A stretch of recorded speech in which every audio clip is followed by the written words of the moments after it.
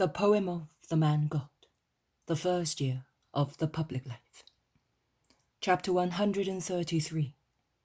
Jesus leaves the clear water and goes toward Bethany.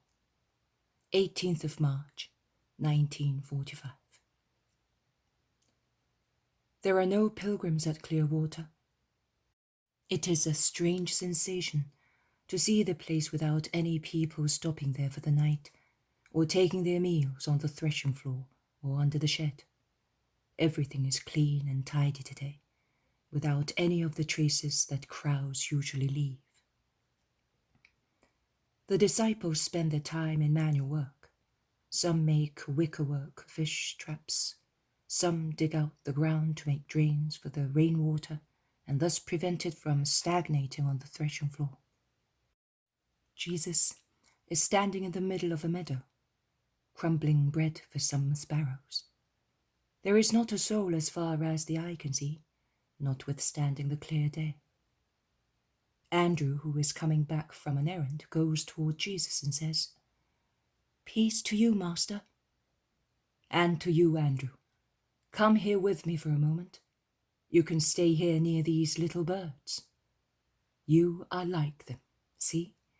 When they know that who goes near them loves them, they are no longer afraid. See how confident, safe and happy they are. Before they were almost near my feet. Now that you are here, they are on the lookout. But look, there is a bolder sparrow which is coming forwards. It has realized that there is no danger, and the others are following it. See how they eat to their fill. Is it not the same with us, the children of the Father? He sates us with his love. And when we are sure that we are loved and are asked to be his friends, why should we be afraid of him or of ourselves? His friendship must make us bold also with men. Believe me, only a criminal must be afraid of his fellow creature, not a just man like you. Andrew blushes, but does not say anything.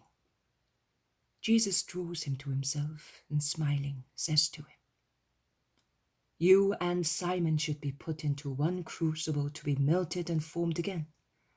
You would then be both perfect. And yet, if I told you that although you are so different now, you will be perfectly identical to Peter at the end of your mission, would you believe me?" "If you say so, it must be certain. I will not even ask how that may happen, because everything you say is true, and I will be happy to be like my brother Simon, because he is just and makes you happy. Simon is clever, and I am so happy that he is clever. He is also brave and strong, but also the others." "And are you not?" "Oh, you are the only one who can be satisfied with me."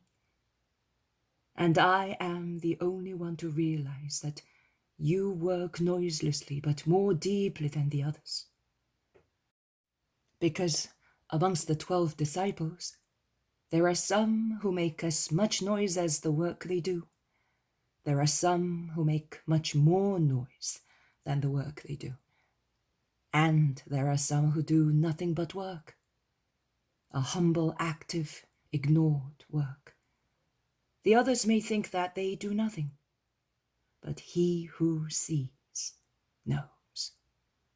There are such differences because you are not yet perfect, and there will always be such differences amongst future disciples, also amongst those who will come after you, until the angel will thunder, time no longer exists. There will always be ministers of Christ who are equally able to work and to draw upon themselves the eyes of the world. They are the masters, and unfortunately, there will be also those who are nothing but noise and exterior gestures, false shepherds with a histrionic attitude. Priests? No, they are mimers, nothing else. Gestures do not make the priest, neither does the cassock. Neither worldly knowledge or mighty worldly relations make the priest. It is his soul, so great a soul as to crush the flesh. My priest is completely spiritual. That is how I dream him. That is what my holy priests will be like. The spirit has neither the voice nor the attitude of the stage player. It is insubstantial because it is spiritual, and therefore it cannot wear pepla or masks. It is what it is: spirit, fire, light, love. It speaks to the spirits. It speaks with the chastity of eyes, of gestures, of words, of deeds. Man looks, and he sees a fellow creature. But what does he see above and beyond the flesh? Something that makes him slow down his hurried steps, that makes him meditate and conclude. This man, who is like me, has only the appearance of a man. He has the soul of an angel. If he is a misbeliever, he concludes, because of him I believe that there is a God and a heaven. And if he is lustful, he says, this fellow creature of mine has heavenly eyes. I will restrain my sensuality so that I may not desecrate them. And if he is a miser, he decides, because of the instance of this man who is not attached to riches, I will stop being a miser. And if he is a man quick to anger, or a cruel fellow in front of a gentle person, he will become more quiet and calm. That is what a holy priest will be able to do. And believe me, amongst the holy priests, there will always be some ready to die for the love of God and of their neighbor, and they will do it so quietly, after practicing perfection through their lives also very quietly, that the world will not even notice them. But if the whole world does not become utter lewdness and idolatry, it will be through those heroes of silence and loyal activity. And their smiles will be like yours, pure and timid. Because there will always be some Andrews. They will exist through the grace of God and for the fortune of the world. I did not think I deserved such words. I had done nothing to provoke them. You helped me to attract a heart to God, and it is the second one that you have led towards the light. Oh, why did she speak? She had promised. No one has spoken. But I know, when your tired companions rest, there are 3 sleepless people at the clear water, the apostle of the silent, active love for his brother sinners, the creature urged by her soul towards salvation, and the Saviour, who prays and keeps watch, who waits and hopes. I hope that a soul may find salvation. Thank you, Andrew. Continue like that and be blessed for it. Oh, Master, do not say anything to the others. When I am alone with a person, speaking to a leprous woman on a deserted beach, or speaking here to a woman whose face I do not see, I am still capable of doing very little. But if the others, and above all Simon, know about it and they want to come, then I am not able to do anything at all. You must not come either. I am shy of speaking before you. I will not come. Jesus will not come. But the Spirit of God has always been with you. Let us go home. They are calling us for our meal. And it all ends between Jesus and his gentle disciple.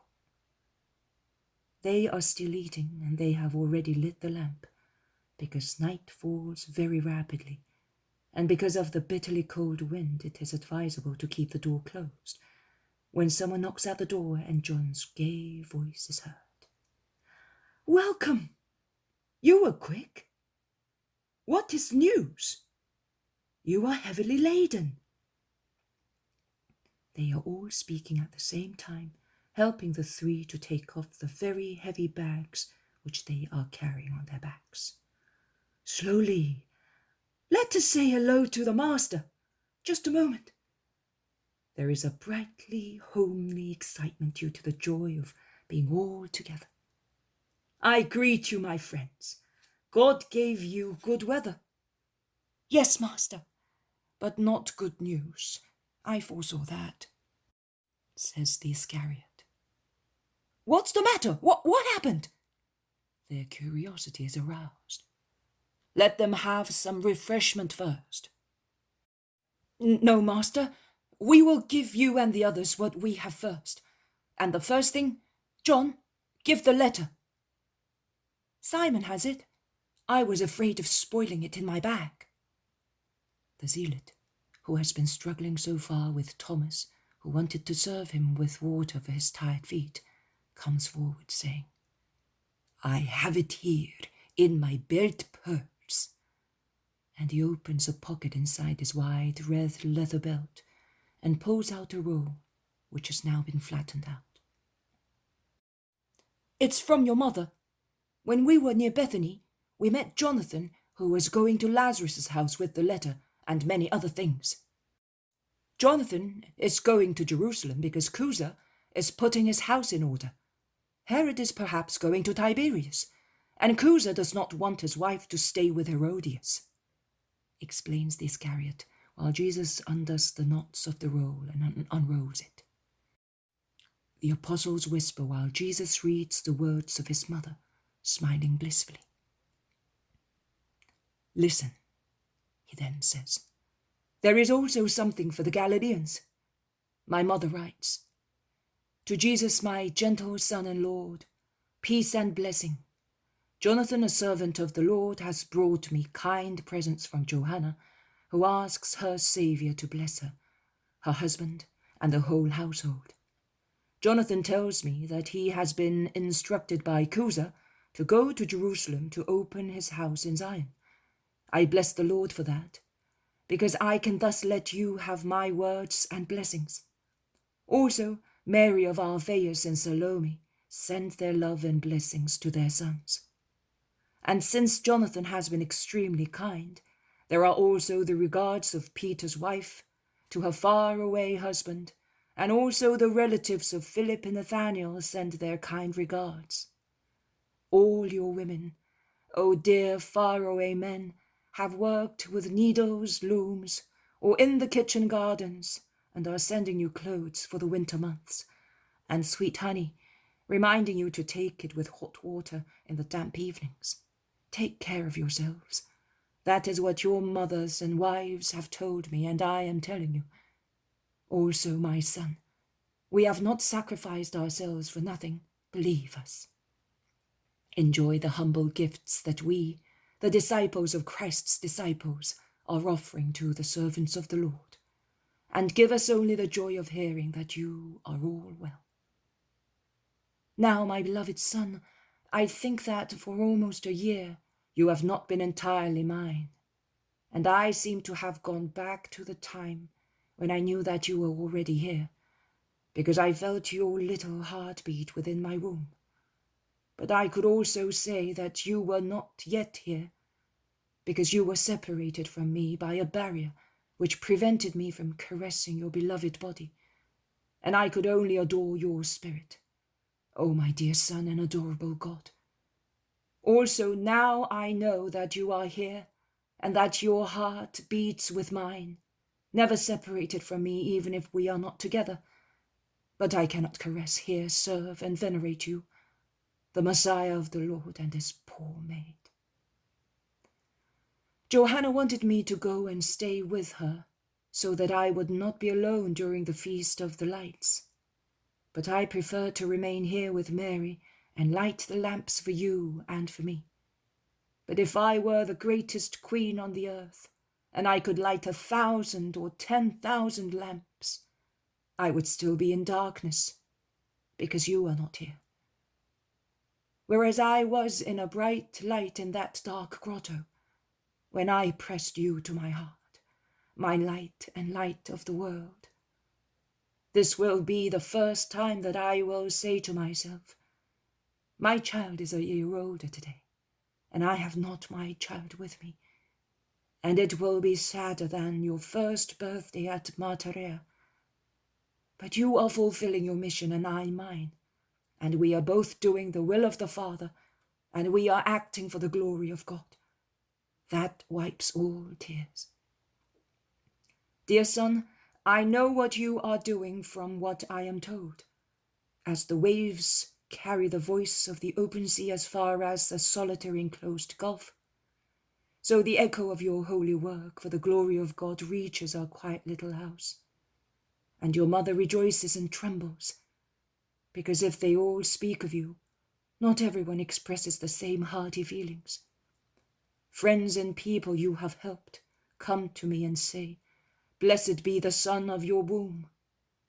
And also your enemies come to pierce my heart, saying, anathema on him. But I pray for the latter ones, because they are poor, unhappy people, even more than the pagans who come and ask, where is the magician, the divine one? And they do not realize that, while erring, they state a great truth, because you really are a priest and great, according to the ancient meaning of the word, and you are divine, my Jesus. And I sent them on you, saying, he is in Bethany, because I know that I have to say so, until you give me different instructions. And I pray for those who come seeking health for what is to die, that they may find salvation for their eternal souls. Please do not worry about my sorrows. They are compensated by the great joy of the words of those whose bodies and souls have been cured. But Mary has a greater sorrow than mine. I am not the only one to be spoken of. Joseph of Alphaeus wants you to know that in one of his recent business trips to Jerusalem, he was stopped and threatened because of you. They were men of the great council. I think he was pointed out by one of the great men here. Otherwise, who would have known that Joseph is the head of the family and your brother? I am telling you this because as a woman I have to obey. But for what concerns me, I say to you, I would like to be near you, to comfort you. But I leave it to you to decide, since you are the wisdom of the Father, without taking into account my tears. Your brother Simon was on the point of coming to see you after that incident, and he wanted me to go with him. But he was held back by bad weather, and even more by the fear that he might not find you, because we are told, as a threat, that you cannot stay where you are. Son, my adored and holy son, I am keeping my arms raised, as Moses did on the hilltop, praying for you in your battle against the enemies of God, and yours, my Jesus, whom the world does not love. Leah of Isaac died here, and I was very sorry because she was always a good friend of mine. But my greatest sorrow is that you are far away and not loved by people. I bless you, my son, and as I give you peace and blessing, I ask you to give yours to Mother. Those impudent fellows reach even the house, shouts Peter. And Judas Thaddeus exclaims, Joseph might have kept the news to himself, but I am sure he was dying to let people know. The howl of hyenas does not frighten living people, states Philip. The trouble is that they are not hyenas, they are tigers. They are after a living prey, says the Iscariot, who then says to the zealot, Tell them what we have learned. Yes, master. Judas was right. in being afraid. We went to see Joseph of Arimathea and Lazarus, and we went there as well-known friends of yours. Then Judas and I, as if we were very old friends, went to see some of his friends in Zion. And Joseph and Lazarus tell you to go away from here at once during these feast days. Don't insist, master. It is for your own good.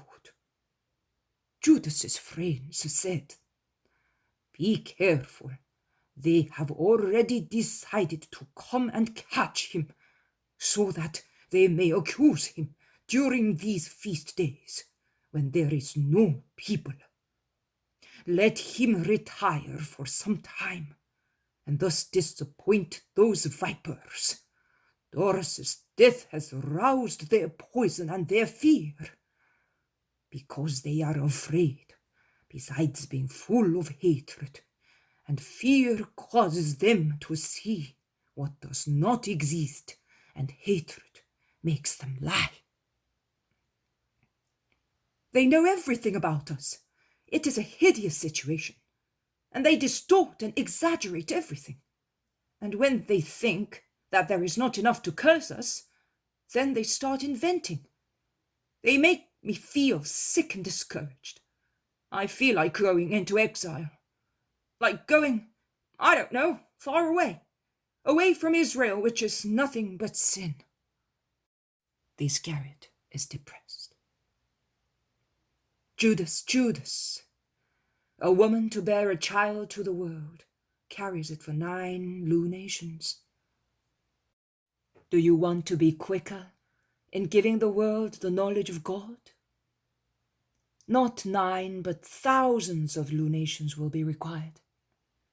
And as at each lunation the moon waxes and then wanes, appearing to us as a new moon, then as a full moon, then as a waning moon, so in the world there will always be growing, full and decreasing phases of religion.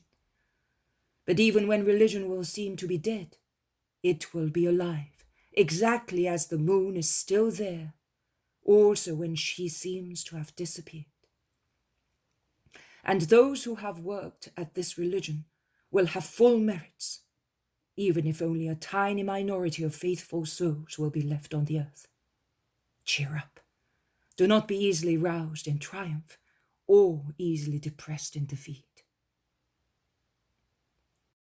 "But let us go away. We are not yet strong enough, and we feel that in front of the Sanhedrin we would be afraid. At least I would. I don't know about the others, but I don't think it would be wise to try. Our hearts are not like the hearts of the 3 young men at Nebuchadnezzar's court." "Yes, master, it is better." "It's wise. Judas is right. You see that also your mother and relatives, and Lazarus and Joseph. We should not let them come at all." Jesus stretches out his arms and says, "Let it be done as you wish, but later we will come back here. You have seen how many people come. I will not force your souls or put them to the test. In fact, I feel that they are not yet ready. But let us see the work of the women." But while everybody with bright eyes and a joyful voice pulls out from the haversacks the parcels containing clothes, sandals, and the foodstuffs sent by the mothers and wives, and they all endeavor to get Jesus interested in admiring so many good things, he remains sad and self-absorbed. He reads his mother's letter over and over again, taking with him a small lamp. He has withdrawn to the farthest corner from the table on which the clothes, apples, small jars of honey, small cheeses are, and shading his eyes with a hand, he seems to be meditating. But he's suffering. "Look, master, what a lovely tunic and mantle with hood my wife, poor woman, has made for me. I wonder how much she has worked on them.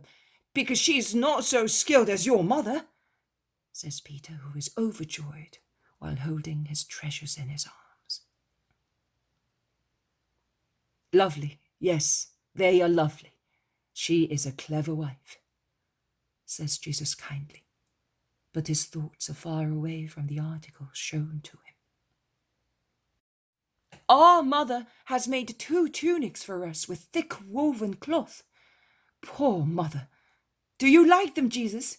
They are a lovely shade, aren't they? Says James of Zebedee. Really beautiful, James. It will suit you. Look, I bet these belts were made by your mother. Only she can embroider like that. And I say that this double veil to protect us from the sunshine was also made by Mary. It is like yours. The tunic is not. Mother certainly wove it. Poor mother. After all the tears she shed last summer, she cannot see very well and often breaks the thread. What a dear. And Judas of Alphaeus kisses the dark red heavy tunic. You are not very cheerful, master, remarks Bartholomew at last. You are not even looking at the things which were sent you. He cannot be, points out Simon Zealot. I am thinking. Well, make the parcels up again. Sort everything out. It is not the time to be caught, and we shall not be caught. At dead of night, in the moonlight, we'll go towards Docco and then to Bethany. Why to Docco? Because there is a dying woman there who is waiting to be cured by me. Are we not calling at the steward's? No, Andrew, we are not calling anywhere, so no one will have to tell lies, saying that they do not know where we are. If you are anxious not to be persecuted, I am anxious not to cause trouble to Lazarus. But Lazarus is waiting for you. And we are going to him, or rather, Simon, will you give me hospitality in the house of your old servant? With pleasure, master. You know everything now. I can therefore say to you, on behalf of Lazarus, of myself, and of him who lives in the house, it is yours. Let us go, hurry up, so that we may be at Bethany before the Sabbath. And while they are all scattered with lamps to do what is necessary for the sudden departure, Jesus is left alone. Andrew comes back in. He goes near Jesus and asks, What about that woman? I am sorry to leave her now that she was about to come. It is wise. You saw that. Go, tell her that we will be coming back after some time, and that in the meantime she should remember your words. Your words, Lord. I only repeated yours. Go, hurry up, and do not let anybody see you. Truly, in this world of bad people, those who are innocent must look like wicked people. Everything ends on this great truth.